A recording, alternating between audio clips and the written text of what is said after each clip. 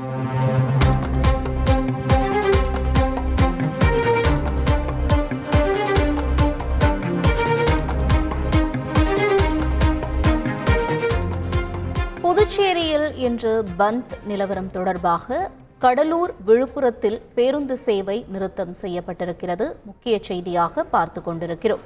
கூடுதல் தகவல்களை செய்தியாளர் தேவநாதன் வழங்க கேட்கலாம். தேவநாதன், வணக்கம். இப்போ புதுச்சேரியினுடைய இந்த பந்த் எதிரொலி நிலவரம் என்னவாக இருக்கின்றன? மேலும் இந்த காலையில் பயணம் செய்யக்கூடிய இந்த பயணிகளுக்கு என்ன மாதிரியான ஒரு இன்னல்கள் ஏற்பட்டிருக்கிறது? என்ன நிலவரமாக இருக்கிறது இந்த பந்தை பொறுத்தவரையில்?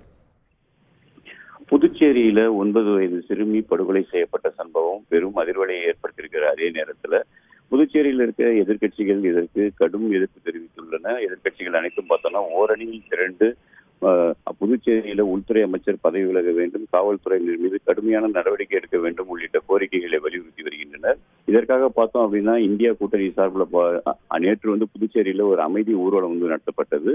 இன்று இந்தியா கூட்டணி கட்சிகள் சார்பில் ஒரு முழு அடைப்பு போராட்டத்துக்கு அன்னைக்கு அழைப்பு விடுக்கப்பட்டது. அதே நேரத்தில் அதிமுகவும் இன்று ஒரு முழு அடைப்பு போராட்டத்திற்கு அழைப்பு விடுத்திருந்தனர். தனித்தனியாக இருவரும் இந்த அழைப்பு விடுத்திருந்த நிலையில் இன்னைக்கு புதுச்சேரியில முழு அடைப்பு போராட்டம் நடந்துகிட்டு இருக்கு. இந்த நிலையில தான் பார்த்தோம் அப்படின்னா அண்டை மாநிலமான நம்ம தமிழகத்துடைய கடலூர் மற்றும் விழுப்புரம் பகுதியில் இருந்து புதுச்சேரிக்கு செல்லும் பேருந்து சேவைகள் பாதிக்கப்பட்டிருக்கு. கடலூர்ல இருந்து பார்த்தோம் அப்படின்னா ஒரு நாள் ஒன்றுக்கு ஆயிரக்கணக்கானோர் புதுச்சேரிக்கு வேலைக்கு செல்கின்றனர். அங்குள்ள தனியார் நிறுவனங்கள் மற்றும் வணிக நிறுவனங்கள்ல இந்த ஆயிரக்கணக்கானோர் பணிபுரிவதற்காக சென்றுட்டு இருப்பாங்க.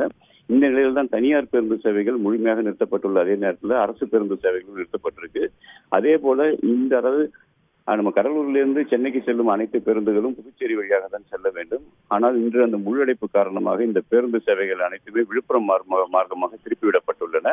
அதனால் இங்கிருந்து சென்னைக்கு செல்லும் பேருந்துகள் அனைத்தும் விழுப்புரம் சென்று அங்கிருந்து சென்னைக்கு செல்லக்கூடிய ஒரு சூழல் ஏற்பட்டிருக்கு. அதே போல விழுப்புரத்தில் இருந்து புதுவைக்கு செல்லும் தனியார் மற்றும் அரசு பேருந்துகள் சேவையும் முழுமையாக ரத்து செய்யப்பட்டிருக்கு. இதன் காரணமாக பணிக்கு செல்பவர்கள் தற்போது கடலூர் மத்திய பேருந்து நிலையத்தில் காத்துட்டு இருக்காங்க. ஆட்டோ, ஷேர் ஆட்டோ உள்ளிட்ட வாகனங்கள் எல்லை பகுதி வரை செல்கிறது. இதனால் 2 சக்கர வாகனத்தில் பலர் செல்வதையும் நாம் காண முடிகிறது. விவரங்களுக்கு நன்றி தேவநாதன். செய்திகளை உடனுக்குடன் தெரிந்து கொள்ள உடனே சப்ஸ்கிரைப் பண்ணுங்க.